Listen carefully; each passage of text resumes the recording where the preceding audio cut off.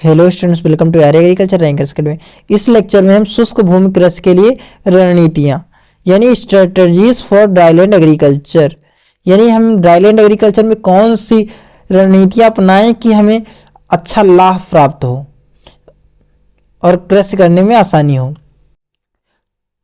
शुष्क कृषि उन क्षेत्रों में की जाती है जहां जल की उपलब्धता सीमित होती है और सूखे की संभावना अधिक होती है। ऐसी परिस्थितियों में फसलों की सुरक्षा उत्पादन बनाए रखने के लिए कुछ विशेष रणनीतियां अपनाई जाती हैं, जिससे नीचे इन रणनीतियों को विस्तार में समझाया गया है। ड्राईलैंड एग्रीकल्चर में विभिन्न प्रकार की पद्धतियां और योजनाएं अपनाई जाती हैं, जिनके सहायता से हम फसल की सुरक्षा कर पाते हैं और फसल उत्पादन को बढ़ावा मिलता है। उन पद्धतियों के बारे में हम इस लेक्चर में पढ़ रहे हैं। तो पहली जो पद्धति है उसमें है हमारी वैकल्पिक फसल प्रणाली यानी अल्टरनेटिव क्रॉपिंग सिस्टम।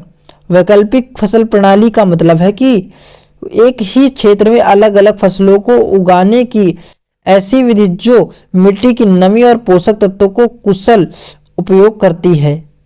यह सूखा प्रभावित क्षेत्रों और सीमित जल संसाधनों में कृषि उत्पादन बढ़ाने में सहायक होते हैं। देखिए क्या होता है कि ये जो अल्टरनेट क्रॉपिंग सिस्टम होता है, ये होता है क्रॉपिंग सिस्टम में परिवर्तन।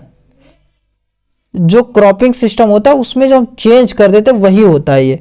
इसके उद्देश्य की बात करें तो फसलें कम पानी में अधिक उत्पादन देती हैं, मिट्टी की नमी का कुशलतापूर्वक उपयोग करती है यानी किया जाता है।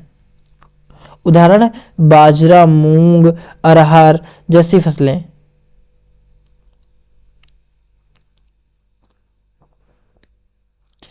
और दूसरा जो तरीका अपनाया जाता है वह है मौसम के मध्य सुधार, मिड सीजन करेक्शंस। फसल की वृद्धि और उसकी स्थिति को सुधारने के लिए मौसम के बीच में किए गए उपाय, वे उपाय जो ग्रोइंग पीरियड के बीच में किए जाते हैं। ठीक है, कोई क्रॉप है वो उग रही है, उसके बीच में जो हम करेक्शंस कर रहे हैं, जो उपाय अपना रहे हैं, वो इसमें शामिल होते हैं। उद्देश्य इसके क्या होते हैं? यदि बारिश कम हो रही है तो वैकल्पिक खाद, जल प्रबंधन और फसल कटाई जैसे कदम उठाए जाते हैं। मिट्टी की नमी बनाए रखने के लिए उपयुक्त विधियां अपनाई जाती हैं। नंबर 3 पर है जीवन रक्षक सिंचाई, क्रॉप सेविंग लाइफ इरिगेशन। ये क्या होती है? फसल को बचाने के लिए आवश्यक मात्रा में पानी प्रदान करना। ठीक है, जैसे अब फसल सूखने की कगार पे आ गई तो हम क्या करेंगे, उसे थोड़ा सा पानी दे देंगे, जिससे क्या हो सके, उसकी लाइफ सेव हो सके, जीवन संरक्षित हो सके। इसके उद्देश्यों की बात कर लेते हैं कि लाइफ सेविंग इरिगेशन के उद्देश्य क्या हैं। फसल को मुरझाने और मरने से बचाती है। सिंचाई केवल तब की जाती है जब फसल को सबसे अधिक आवश्यकता होती है। उपयोग क्या है लाइफ सेविंग इरिगेशन के? सिंचाई की यह तकनीक केवल फसल के महत्वपूर्ण चरणों जैसे फूल निकलने और बीज बनने के समय पर लागू की जाती है। लाइफ सेविंग इरिगेशन कब दी जाएगी? सिर्फ जब फूल निकल रहे हो या फिर बीज बन रहे हो। इसके अतिरिक्त कहीं पर भी लाइफ सेविंग इरिगेशन नहीं दिया जाता। निवेदन है कि आप हमारे चैनल को सब्सक्राइब करिएगा और आवश्यक रूप से वीडियो को लाइक करिएगा और छोटा सा कमेंट करिएगा, क्योंकि आपके कमेंट और लाइक से वीडियो की रीच बढ़ जाती है, जिससे हमें मोटिवेशन मिलता है और वीडियो बनाने का और लेक्चर लाने का, जिससे आपकी की हेल्प होती है और हमारी भी हेल्प होती है। क्योंकि आप लाइक और शेयर करते हैं तो यूट्यूब रिकमेंड करता है अदर लोगों को, अदर स्टूडेंट्स को वीडियो को, नहीं तो इससे हमारे व्यूज नहीं आते और फिर हम लोग डिसमोटिवेट हो जाते हैं और लेक्चर नहीं ला पाते हैं। धन्यवाद। आप आगे लेक्चर देखिए। जो चौथी विधि है वो है ड्रॉट कॉम्प्लेक्स विधि यानी ड्रॉट कॉम्प्लेक्स स्ट्रेटजीज। यह रणनीति शुष्क भूमि में फसल को बचाने के लिए कई उपायों का संयोजन है। यह रणनीति शुष्क भूमि में फसल को बचाने के लिए कई उपायों का संयोजन है। पहला, पौधे पतले करना यानी thinning. Thinning the plant population, पौधे के घनत्व को कम करके पानी की आवश्यकता को संतुलित किया जाता है। कम पौधे होने से हर पौधे को अधिक पानी और पोषक तत्व मिलते हैं। उदाहरण एकल फसल प्रणाली अपनाना, जो ड्रॉट कॉम्प्लेक्स स्ट्रेटेजीज में दूसरा है वो है संवेदनशील फसलों को हटाना, रिमूवल ऑफ सेंसिटिव क्रॉप्स। अंतर फसल प्रणाली में उन फसलों को हटाना जो सूखे के प्रति अधिक संवेदनशील हों।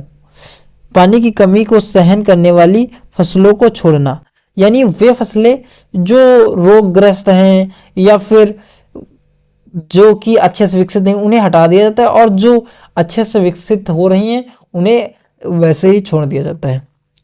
नंबर 3 पर है नई फसल बुआई, सोइंग न्यू क्रॉप्स।